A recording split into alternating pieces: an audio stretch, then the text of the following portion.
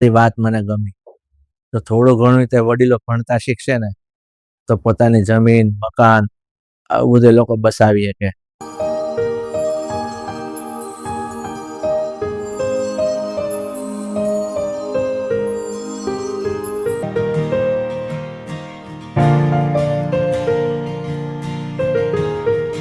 તો દાદા, હા બેટા, બોલ બોલ. આજે શું છે તમને ખબર છે?